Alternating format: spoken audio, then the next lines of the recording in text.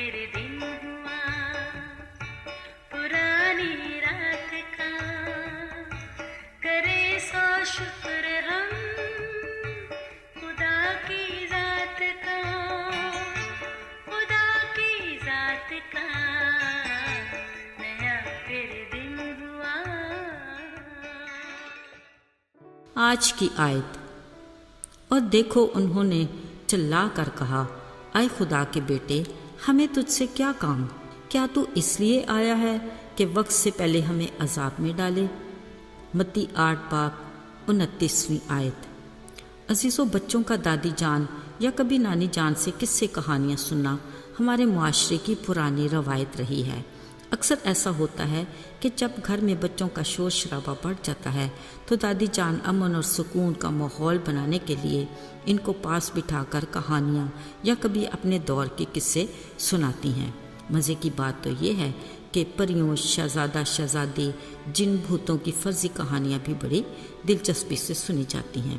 نہ جانے ان میں کیا کشش تھی کہ پھر جب کتابیں پڑھنے لگے تب بھی ڈرونی، جاسوسی اور سسپینس والی کہانیاں ہی پسند آتی۔ پھر پسند اور دلچسپی کی بات جب موویز تک پہنچی، بڑوں کی ڈانٹ ڈپٹ کے باوجود اسکیری موویز ہی دیکھتے۔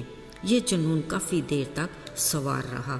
آگے چل کے اگرچہ وقت کے ساتھ تبدیلیاں آتی رہیں، مگر ان ڈرونی مخلوق کا کچھ ایسا طلسمی اثر تھا جن کا وجود ایک معمہ بن کر ذہن کے کسی گوشے میں محفوظ ہوتا گیا، اس اچھے کی امید کے ساتھ کہ کبھی تو حل نکل ہی آئے گا، اور پھر ایسا ہوا بھی۔ عزیزو، کلام مقدس میں جب ہم یسوع کی زمینی زندگی کے بارے میں پڑھتے ہیں تو کئی بار انہوں نے بدروح گرفتہ لوگوں کو آزاد کیا۔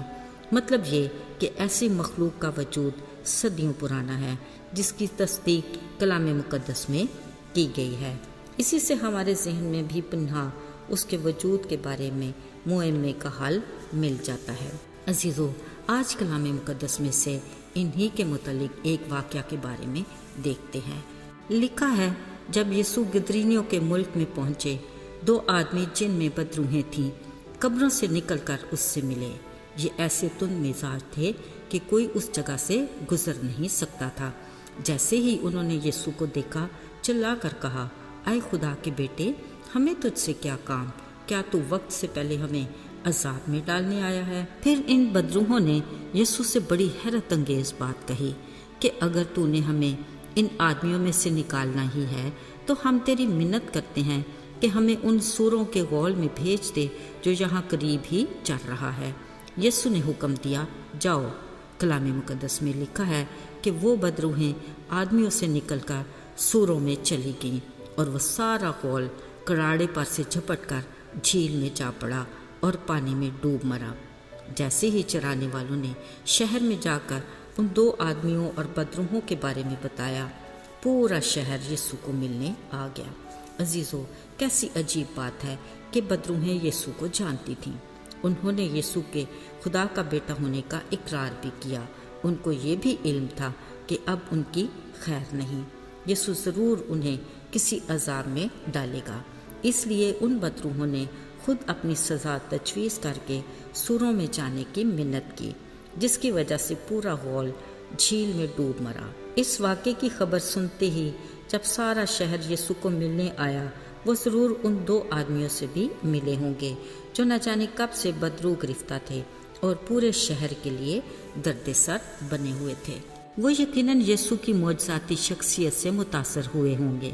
شاید بہت سے لوگ یسوع پر ایمان بھی لائے ہوں، اگرچہ اس موقع پر کلام مقدس میں ایسا کچھ ذکر نہیں، مگر یقیناً خدا کے نام کو جلال ملا، کیونکہ بیٹے یسوع نے ہمیشہ وہ کام کیا جس سے اس کے باپ خدا کے نام کو عزت اور جلال ملا۔ عزیزو، بدروحوں، جنوں، بھوتوں کے وہ کردار جو پہلے قصے کہانیوں میں تھے، پھر کتابوں میں آئے اور پھر فلموں میں دیکھے گئے، وہ ابلیسی روح ہیں جو صدیوں سے اپنا وجود رکھتے ہیں اور آج بھی انسان میں بسیرا کرتے ہیں، جس کی تصدیق کلام مقدس میں بھی ہوئی۔ ہمارا خدا آج کل بلکہ ابد تک یکساں خدا ہے۔ وہ آج بھی معجزات کی قدرت رکھتا ہے اور اپنے مخصوص خادموں کو اختیار بھی دیتا ہے۔ اکثر مسیحی شفایہ عبادتوں میں بہت سے بدروح گرفتہ آزاد ہوئے، جنہوں نے گواہی بھی دی اور بہت سوں کے لیے ایمان کی مضبوطی کا باعث بھی بنے۔ بلا شبہ ابلیس مختلف حربوں اور طریقوں سے انسان کو اپنے شکنجے میں جکڑ لیتا ہے، اگرچہ وہ بخوبی جانتا اور خوف زدہ بھی ہے کہ یسوع جو خدا کا بیٹا ہے اس کو عذاب میں ڈالنے کا اختیار رکھتا ہے۔ وہ قادر مطلق جو نہ صرف اپنے حکم سے بدروح گرفتہ انسان کو آزاد کراتا ہے بلکہ گناہ کے موذی مرض کے شکار انسان کو بھی اپنی جان کے کفارے اور لہو کی قدرت سے شفا دیتا اور ہلاکت سے بچاتا ہے۔ اس کی عزت ہو اور اس کے نام کو جلال ملے۔ آئیے دعا کرتے ہیں۔